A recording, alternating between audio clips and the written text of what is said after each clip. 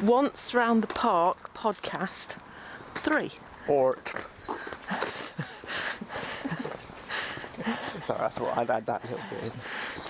Ort. It's acronyms, isn't it? Acronyms. You know, with acronyms, it always makes me smile when they use the last letter of the acronym to be the last word that you tend to call it. So PIN numbers. Yeah. I know people who get driven crazy about PIN numbers. You know, a personal information number. Which is all contained. And then you have something like ITAC, which was an equity committee, the Independent Theatre Arts Committee. Yeah. But the problem is, it only really made sense with the C on the end, so ITAC made a word. Yeah. However, that made it the Independent Theatre Arts Committee. And you're just like... I'm afraid my only story about acronyms is, well, just rather unfortunate. Oh, I know. Sorry, actually I won't talk No, do, because it's a good example and it's a real one. Well, it's student apocryphal. okay, so it centres the renaming back in the 90s Yeah. of the Newcastle, what was the Newcastle Polytechnic, where I went to do my fine art degree, and one of the possibilities that they came up with was the City University and Newcastle upon Tyne. With a lovely acronym. Yeah. Which we'll leave listeners to work out for themselves. They left out the upon. Yeah. Oh well. You get to a point where somebody constantly referred to TLAs. We mustn't forget to use the proper TLAs and expand them afterwards. Right. 3-letter acronym. So reducing 3-letter acronym to an acronym. I kind of quite like that language humour. That sort of clever plays on words. I'm not smart enough for all that. The only thing I'm smart enough to know is that we're walking through the graveyard once again. So it's kind of ironic, really, because I don't think I'll ever actually end up in the graveyard. I'm going to burn. Great. I'm going to burn. Oh, yeah. Yeah, no, that's not a place for me. I appreciate graveyards. Well, I think graveyards have kind of had their day. They're all gothic and run down. It's very rare that I come across a kind of an active one. If the active bits tend to be all the way in the background. Only graves, all that graves. Yeah, but it doesn't doesn't feel lived in.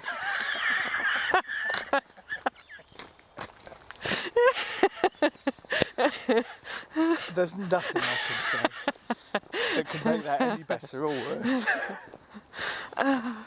Well, we've tried something a little bit different for this week to try and give us a bit of direction to what we've talking about. And you, Dan, have put together a link of a few articles. No, they're brilliant. We're not going to cover them all, but we'll put links in the description for the topics that we tried to cover, and then it's up to you to see whether we covered them all, didn't cover them. This is going to be no less rambling, I promise you. No. I'm not a professional when No. it comes to this kind of thing. But we did have the idea that, okay, so we need some kind of a focus. So Yeah. Throughout the week, let's just pick out a few news articles mainly, but also a couple of YouTube videos that sort of grabbed our attention. As these things always do, during the course of a week, you watch the news and you surf the web and you find interesting things that are interesting to your current thought process.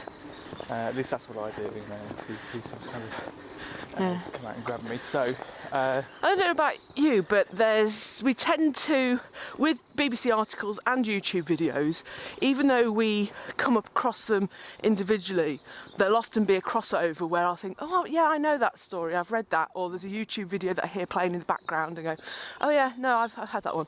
And I think the first one... Well, one other thing I sort of want to say is that I think the thing that is kind of that's often missing is how all these things kind of interconnect. Yeah. So for me, there are usually a bunch of stories throughout the course of the week all that do actually interact in some way. Yeah. And we don't always get to see that joining up. I think it kind of makes it complicated because a lot of the information that's contained within an article is like, there's statistics and there are figures and there are names and I'm rubbish at remembering that kind of stuff. Yeah. But I do remember sentiment and I do remember the sort of the kind of core argument. Yeah. So launching into the first, okay. which kind of grabbed my attention this week. I want to start with a story on homelessness. Okay. So homelessness in the UK is apparently up, 132%. Stats in the show notes. Since 2011, something like that. Right. So between 2011 and now, so homelessness is up 132%.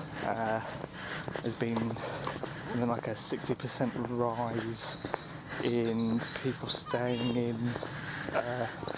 Okay, so yeah. Have you got the I have. Homelessness rise, England 2010 to 17 has gone up by 134%. 34%. The rise in rough sleepers, 60%. Rise in households living in temporary accommodation, 77,000 families in temporary accommodation in March 2017, including 120,000 children.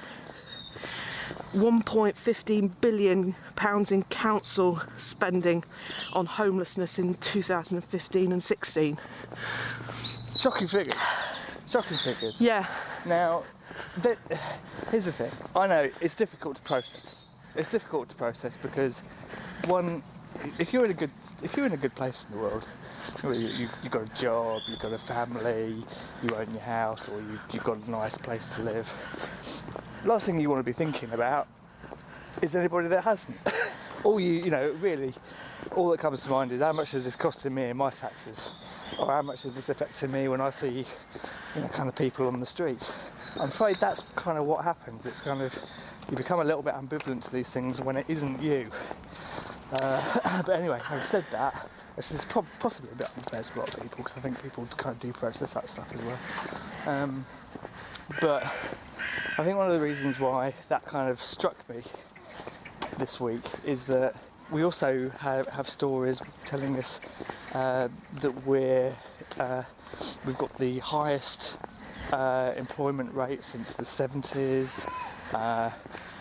Everything kind of is hunky-dory on the work front, and it jars with me, especially given my situation where I can't find work at the moment, and I get that there seem to be lots of jobs out there on these job websites, but it's kind of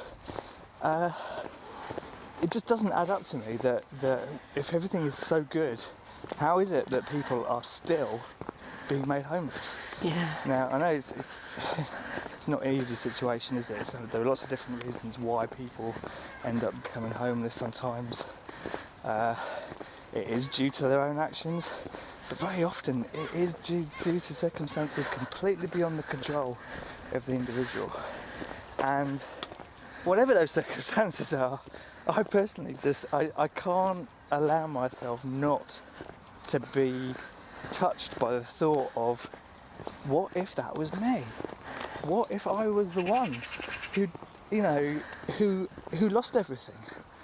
How does that happen? How does that, that misery of kind of basically of falling out of the world so completely that you end up sleeping on the streets, or if you're lucky enough to then be put in a hostel or whatever. I mean, I think the thing that sort of troubles me about this as well is that there are all sorts of reasons that we come up with to kind of to soften that blow.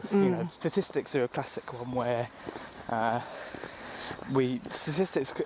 much as statistics kind of can show us kind of like a reality in the world, statistics can also allow us distance from a situation. So we can look at those statistics and say, yeah, but that's better than it was in medieval times, or we can say, Yeah, but the majority of people are still okay, so the system is obviously working. Yeah. I say no, those people are still experiencing that misery, and that is something that I can't get away from. I mean, I'm human, you know. It's like I have a level of empathy where I know that could, in this world, just as easily be me. I have a certain level of privilege that has been afforded me by the family I was born into, who aren't by any means wealthy, but are very supportive. So we have so far managed not to fall into homelessness. But I realise that given our situation right now, we so very easily could. Yeah, there's also that reflected privilege that you then realise your own assets and your own reality, and the first thing that you do when you are an empathetic soul like we tend to be is you go, oh, but at least I've got a house, at least I've got X, at least I've got Y, and you try and console yourself. Well, this is the thing, for each of us, we're always covering ourselves saying, but at least I've got this, at least I'm, you know, and you know, we're really good at that as well. We're really good at kind of softening the blow for ourselves. It's like, oh yeah, but at least I'm not as bad off as they are. Until you look at the reality of your bank balance. Well, there's that. Or no, but sometimes your bank balance is okay, and you say, well, wow, glad that isn't me, you know. But then flip it around. There are an awful lot of people out there who are actually doing really well, and who are empowered. Some of these people could make a difference, and some do. Some do make a difference. Would this be an opportunity to move on to another article that you picked, which was a YouTube video, which we'll put in the link, which is the 1% aren't quite what you think? Okay, so this is going back to 2014, and the interview was it was an American interviewer, and he was interviewing a scholar, economist, and blogger and writer called Paul Krugman. Freddy Krueger. Krugman. We get the sentiment. And so, really, what this chap is saying is, whatever you think. So we've got a little bit of an introduction here. Okay. Inherited wealth is creating an ever more unequal society. Paul Krugman interview. Modern global economy creating a state of inequality between the working class and the super rich has not been seen for hundreds of years. It's becoming a landscape in the West moving towards oligarchy, where inherited wealth defines opportunities, influence and power. Yeah. So I think the nub of this for me was that whatever we think we know, so our whole terminology about this sort of 1% is kind of based around this idea that there's 1% of... It's become a meme in itself, hasn't it? And that, and interestingly, go and watch the video, but I mean, he actually sort of cites the source for a lot of those terms. He's this one economist and statistician who put together basically a book of graphs proving it. I remember listening to this, yes. And so anyway, but going back to what Krugman was talking about, was that we've now... That thinking really was 80s thinking.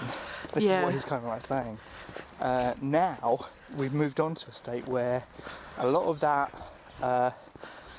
power and influence related to money and that focus of money is now moving on into the hands of the children of those people who made that money. So they may have made that money in a financial, in a situation, in an economic situation where we kind of might consider it to be fair game. It's, you know, like the level playing field idea. But now it's not that anymore, because the people who are now gaining that influence and power are one generation removed. One generation on, and And they don't have to do that now. They now are they just have that influence and power by birthright.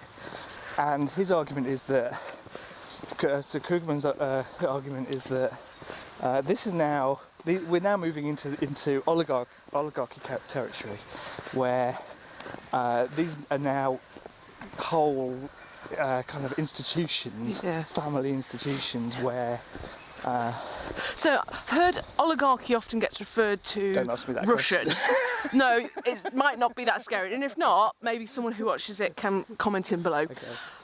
Is it the same as aristocracy? Are we now talking about the rise of an inherited wealth aristocracy? Does oligarchy compare? I'm not that smart. Okay. So I was just wondering, it's like hurricanes and typhoons. Right, okay. Do you know what I mean? Okay. Listen, whatever it is, in my mind, what it means is you've got this money equals power, basically. Yeah. And that's my understanding of it, and I think that is very true. So the more money you have, the more money you can invest, which investment is basically, as long as it works, investment is free money, because you don't have to do anything. There's no labour involved in investing money, particularly. You buy a share and it basically performs. You find someone who can do that for you if you're clever. I think with aristocracy, especially from sort of my own history knowledge of theatre and art and sort of the aristocracy, quite often you see inherited families disappearing because drunkenness and gambling actually takes over the children, whereas the family who established it and did the hard work. I'm not saying that still can't happen. I'm just sort of saying... But there seems to be a smartness now to, is that inherited wealth going to be grasped for the power status rather than... I don't know. I don't know. I think the points that he was making is that where in the past we had this sense that if you worked hard and did all the right things that you could build yourself up and you can become one of these super rich. Yeah. And I'm not so sure that playing field is really like that anymore. I think there is that real sort of separation between those that already have. I mean, there's always been a sense in which if you start off in a good situation, you're likely to do well. But now you have the super duper rich who, and let's face it, this is another thing that he sort of points out, is that we have no idea, we have no real concept of how super rich these people really are. We think in terms of our own incomes, and even if our incomes are 100,000 a year, 200,000, maybe we earn 500,000 a year, it just doesn't compare. It just doesn't compare to the kind of wealth and resources that some of these people who are living at the top of society have. So it's kind of it's making sense of what do we really mean by that? What do we really mean by that exertion of power and those opportunities that these families have now to influence the world? Anyway, I just say watch the video. Yeah. Because it was an eye opener for me, really, in terms of, I do feel as if I'm on the right track for me. I don't argue that you need to work hard in this life, and you need to put everything into what you're doing and be smart, but there's also a sense that we're living in an age where we can be a bit more human and compassionate. We don't have to be playing the survival of the fittest game forever. It's kind of. Yeah. Anyway, that's kind of like an example. Well, anyway, moving on from that. The Elon Musk. Okay. So yeah, I mean, I think we mentioned a little bit about Elon Musk and the three space cadets. The three space cadets. Baguettes. No, cadets. Baguettes. So Elon Musk, Steve Bezos, and Richard Branson. But yes, Elon Musk. he's the real powerhouse, isn't he? He's the real kind of. You know what? I'd never really sort of sat and listened to Elon Musk before, because I kind of always had this sense that he was a bit sort of trumped up and I don't know, a little bit more than he was, but he'd been made out to be more than he kind of was. Yes. But you know what? He is a really sort of smart and thoughtful guy. And so the video that I was watching was I think he'd gone to Dubai to talk about kind of what he's about. So he's ever sort of expanding, trying to sort of spread those ideas and trying to explain kind of what his thinking is, where he's at. But the thing that really sort of struck me was that although he kind of is working in those sort of areas that really worry me. So space exploration, I love space exploration. But I'm afraid I come down on this idea on the side where, look, all these resources that could be going to help people in the world. I'm kind of torn right now between those two. Innovation good, poverty bad. Yeah, really bad. And of course another area being I suppose generally technology and productivity, and so he's developed the Tesla cars and that kind of. I think it's energy efficiency. Yeah, it's the battery stuff I think behind the Tesla itself. Not that he just built a car. But they have also been involved in AI and autonomous machines. Yeah. So he's basically saying that the technology is already in Tesla cars that they're making now, that they could easily be converted to be completely autonomous vehicles. So he's aware of that and he's working with that, and they've already worked that technology into what they're making. But at the same time, he knows that that's going to affect the world. He sort of openly admits that a big problem with that, of course, is that so in terms of productivity, it makes it much more economically viable to do away with your driver now. You don't have to pay somebody a wage, you just have the autonomous car driving itself. Yeah. You tell it where to go from and to, and bang, it's kind of easy, cheap for a business. But you follow down that line, and while it's good for the business who's using that technology, very bad for the thousands, the tens of thousands of workers, hundreds of thousands of workers. Now, it's the complacency of autonomy that worries me, especially. I've seen articles and videos talking to pilots who say it's great to have autopilot, however, you still have to do your flight simulator practice, because the time that the autopilot switches off is the time when the shit's about to hit the fan and it needs you. And if you're not practiced at flying, the time at which you have to take control is, But the truth is this: look, there is nothing that this technology is not going to be able to do. Yeah. Except perhaps for empathise with human beings. Yeah. In terms of like mechanical skills and interpreting data from the environment, eventually it will just get good enough that it will be as good as, if not better than us. Yeah. And the computing power already makes it way better than us in terms of the speed at which AI is. Some of the podcasts and videos that I overheard, so I'm not sure what's a video and what's a podcast, in terms of stuff that goes on your side of the desk. I have that all the time. The development of AI sounds to become very scary, and some of the dialogue that I was hearing from the podcasts you were listening to about them being questioned about safety of humans and what humans mean to them. Yeah. The thing that I get most concerned about is when I hear the people who are actually developing this type of technology saying things like, people don't realise how far we've moved. People have an idea, and this is the people who are actually making this stuff, and even they are saying, we don't know just how powerful this stuff is. You know, it's more powerful than people seem to think it is.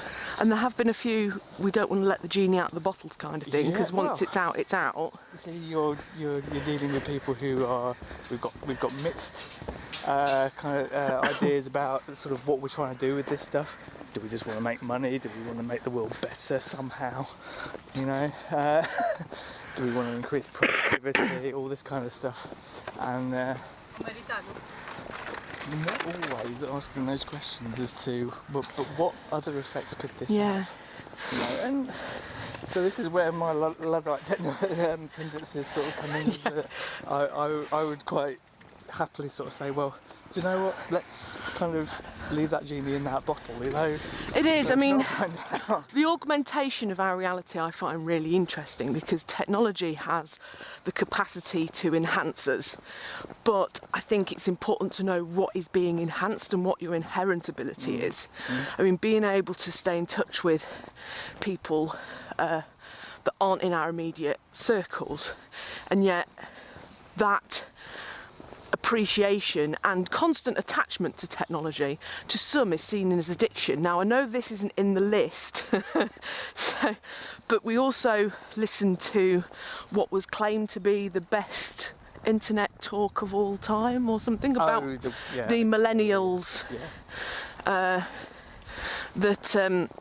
I will track down the link for this, but the way that we're approaching the millennial generation, which now aren't as young as we think they are. For some of us are in an older generation of, you know, the baby boomers, and I think Generation X we get classified as, I believe.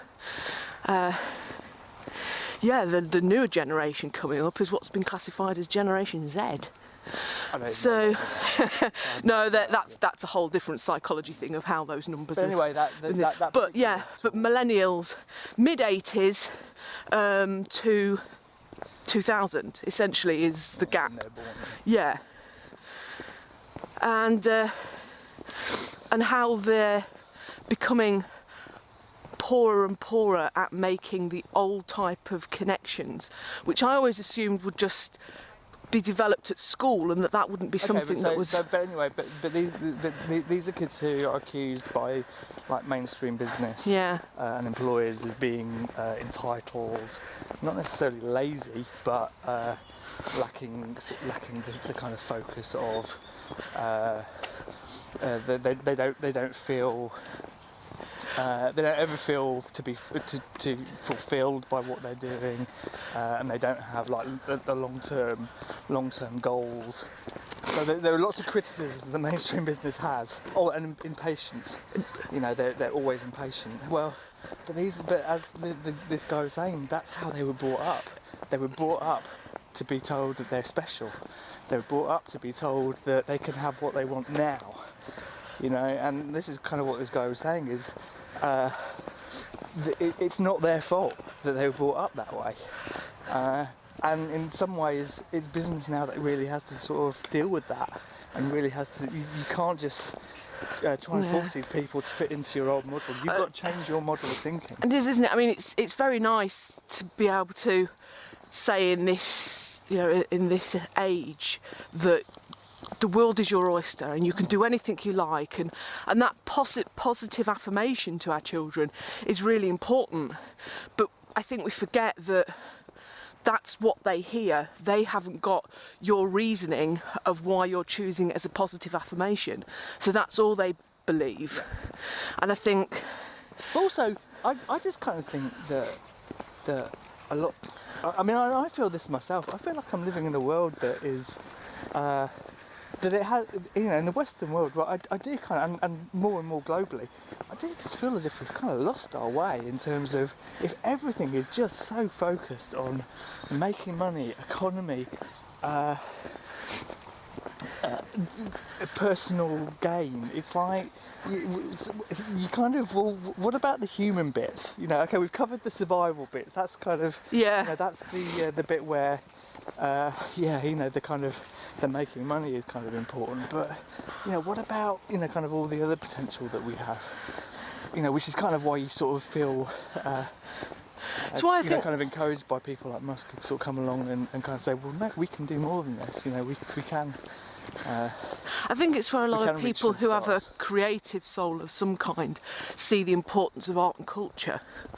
It's a way of us reminding ourselves where we've come from, where we're going to, and taking the reality and putting it into a way that can be interpreted out of context. Actually, the best thing about art and culture is that it's out of context of the world. It's in a theatre building, it's in a gallery, and I think we sometimes forget that that's one of the main attractions of presenting art, especially in those contexts. Apart from the fact that art so often misses the mark itself, because artists, are playing the same game as everybody else. They need to make money. They need to, and there's so many artists now, and I'm not talking about your kind of highbrow artists who seem to miss the mark in a completely other way, but so many artists who are artisans and crafters. They're either working for that system or they're working to appease those people who have got money. It's like, this is why you see. And I don't want to fall into the category of being an abstract painter hater, but I see so many little abstract paintings now that they're so devoid of the time that we live in, and I know why artists do it, because that's what appeals to your middle class audience. That's what they want to hang on their walls. They want decoration. They don't want meaning. They already have a sense of how grim the world is. It's like they want a nice yellow painting to brighten up their day, but it's not enough. Where does the line, do you think, begins and ends from commercial artisans and conceptual artists? And what I mean by that is, if you go into the city, you can see these art gallery places that sell pictures that you see on hotel walls. Yeah. And although they might be hand painted or they might be prints, they've still been generated for a commercial market. Yeah. As opposed to artists who are working maybe on Arts Council funding, pursuing conscious projects that are trying to say something, an artist's voice. I just think it's a very messy landscape, to even try and talk about. Yeah. It's kind of. I know one thing in my own sense is in my own mind is that as art has kind of been popularised, and this is kind of like across the board from highbrow to lowbrow, apparently so-called highbrow, lowbrow art. I kind of feel as if there's been a dilution in terms of what those themes have been about, because you've got more of an incentive to try and appeal to certain audiences, and that's kind of, you're not dealing with you're not looking outwards as to what's happening in the world anymore. At least we don't see that. At least I don't feel as if we see that, and when you kind of do see that, it's so far removed from people's experiences that they can't relate to it anymore. Yeah. So the art becomes almost useless because the only people that can understand it are academics. So we've got some more topics to have a look and bring next week, but we've just passed the DVD extras lamppost of the park. Right, well, okay. So in conclusion, anyway, how I wanted to conclude was that one of the things that Elon Musk was talking about was so what's the solution to the problem of machine and digital age technology taking people's jobs, basically being used to do away with labour. And even he was talking about the idea of the basic universal income, and I think that is problematic for one main reason, and that is because it puts power into the hands of the businesses that will provide the money to support those people. So you basically have a power structure whereby if a certain percentage of your population is being supported by that universal basic income, they won't have the same kind of individual power anymore. They won't have that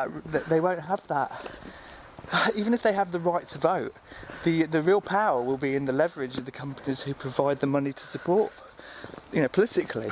And we already know that that big business has a lot of leverage over the political engine. Yeah. So my concern is that you're really just handing those huge oligarchies, Yeah. even more power. You're basically handing them the keys to the kingdom, and basically saying, well, okay, here you go then.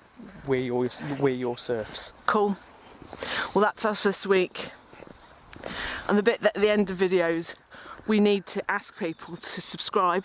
So please subscribe, and please do listen each week as we try on our Sundays to post these once around the parks. I'm not smart.